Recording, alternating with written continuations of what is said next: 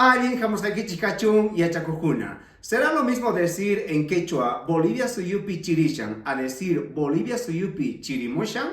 ¿Cuánta diferencia habrá? Caimanta parlaricusunchi, a Hinakaspaka Callarina Cachun.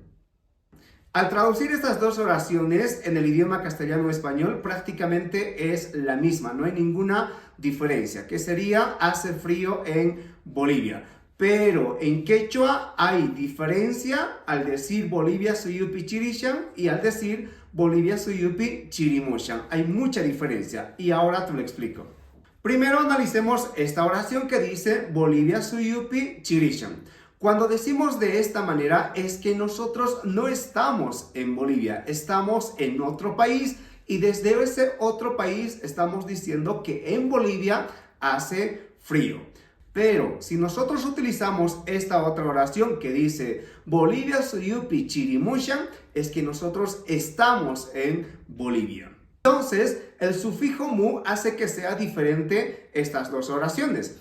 Cuando en tu región o en tu lugar está haciendo viento, está haciendo calor, está nevando, está lloviendo, etc., siempre tienes que utilizar el sufijo mu. Por lo tanto, tienes que decir chirimushan, rupamushan, paramushan, ritimushan, etc. Pero cuando tú no estás en ese lugar y simplemente quieres mencionar que en ese lugar está lloviendo, está haciendo viento, está nevando, etc., entonces no tienes que utilizar el sufijo mu y simplemente tienes que decir parashan, ritishan, wairashan, etc. Unanchakunchu, ¿se entiende? Espero que sí.